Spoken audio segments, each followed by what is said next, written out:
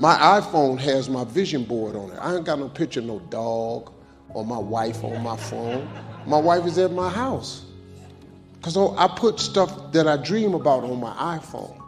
So every time my phone rings, I look at it. I think of my visions and dreams. Every time I pick up that phone, I should pick up that phone to make one of them dreams come true. So every time I'm texting or email, I'm trying to make a dream come true. I don't have time for nonsense. What they say about me in the blogs, it don't matter what they say. They don't know me. God keeps blessing me. It don't matter what you say.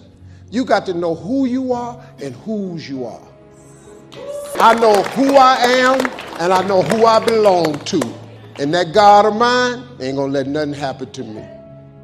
We all have people that come against us, make negative comments. Human nature is to get in there and try to straighten them out, prove to them how they're wrong. But the problem with this approach is as soon as you get one person straightened out, 3 more will pop up. If you're constantly trying to defend yourself, you'll get distracted fighting battles that you were never supposed to fight. Do you know how much energy it takes to try to pay somebody back? You are spending emotional energy that you need for your dreams.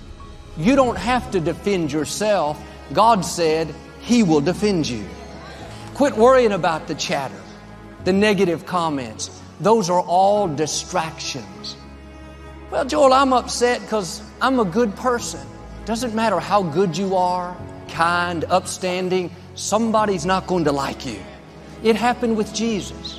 He did nothing but good, but He was falsely accused.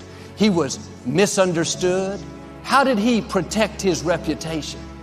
It says in 1 Peter, even though He had never sinned, He did not retaliate when He was insulted. He left His case in the hands of God. How much more peace you would have if you would start leaving your cases in the hands of God. I can assure you, God can vindicate you better than you can vindicate yourself.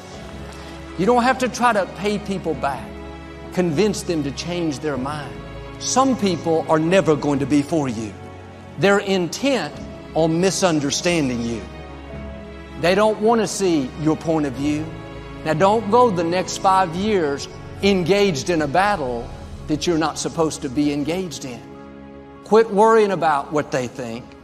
Quit getting all riled up thinking about how you can retaliate. I'm not going to spend my life worried about what somebody's saying, upset because they don't like me. God, I know You're my defender. That's when the Creator of the universe will go to work. When they try to make you look bad, He'll turn it around and cause you to look good. He'll cause you to shine. Quit spending all your time trying to defend yourself. You have a defender. He knows how to bring justice. He knows how to vindicate you. If you're consumed with what other people think, I've got to convince them to believe in me, then you'll get distracted and miss your destiny. God said He will fight your battles. He'll take care of that friend that's trying to make you look bad. God knows how to settle your case. People can dislike you without a cause. It'd be one thing if they knew you and didn't like you, but they judge you from a distance. They don't like you because you're happy, because you're a different nationality. They'll attack you behind your back and try to belittle, discredit you. Are you going to get offended and try to straighten them out and get involved in a battle that you're not supposed to fight? They don't control your destiny. One of the best things we can learn to do is ignore it. That's how you leave it in the hands of God. And the more successful you are, the higher you go, more people will come against you. Everybody loved you until you got that promotion, till you married that beautiful girl. Now the critics have come out of the woodwork. What the best strategy is to get even, can I tell you what it is? Be still. God said in Jeremiah, I will defend you. I will take on your case. Can you imagine having the Creator of the universe defending you? You don't have to try to prove to people who you are. You can stay in peace knowing that it's not your battle. It's your case. but the battle is the Lord's. Can I tell you, He's never lost a case. Why don't you sit back and let your defender do his job? God takes it seriously when somebody tries to discredit you. You don't have to get upset. God sees what's happening. And sometimes He'll cause them to be quiet. Other times, He'll let them keep talking and just keep promoting you. They think they're hurting you. The truth is, they're helping you. God is paying you back by taking you to new levels. That's your defender at work. I talked to a gentleman a while back, and he was very upset because his boss was against him. I told this man what I'm telling you, that God is your defender. Don't live frustrated trying to straighten your boss out. Just keep being your best. You're not working under people, you're working under God. This man went back to the office with a new attitude. Well, one day, the CEO of the whole company was in town. The CEO was very impressed with his work. About a year later, a position came available that should have gone to his boss, but this CEO offered the position to this man.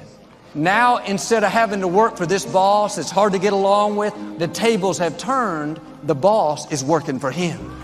It says in Psalms, "Touch not my anointed." You are His anointed. God has heard every negative word spoken against you. Like with this man, vindication is on the way. New levels are coming. God is going to make things happen that you could never make happen. Quit living frustrated, trying to win somebody over that's never going to be for you. Everybody's not supposed to be for you. You don't have to try to pay them back, get even. Just run your race with purpose, with joy, and let the negative bounce off of you. I don't mean to be negative, but somebody's always going to be talking about you. Somebody's always going to be jealous. That's not your battle. How much freer could you live if you would start leaving those cases in the hands of God? And as long as you're honoring God, no person can stop you, no group. Promotion doesn't come from people, it comes from the Lord. And some people, no matter what you do, are not going to be for you. Not everyone is going to like you or understand you. If you want everybody to like you, you'll get stuck. How much time are you spending worried about what they're saying? Trying to pay that friend back for making you look bad. You don't have time for all that pettiness. Let it go in one ear and out the other, and use that energy to move toward your God-given dreams.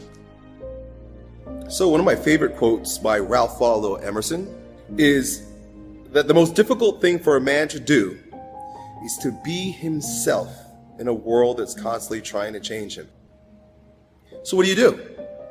Easier said than done, but what I have to do is you've got to ignore everyone. If you want to be true to yourself without being sullied by the opinions, either good or bad, negative or positive, because they're both forms of slavery, you've got to close your door, you've got to shut off your phone, you've got to shut off your computer, you've got to sit down, you've got to be with yourself and God, and let it speak through you purely. Become a hollow reed, unobstructed by the opinions, positive and negative, of other people.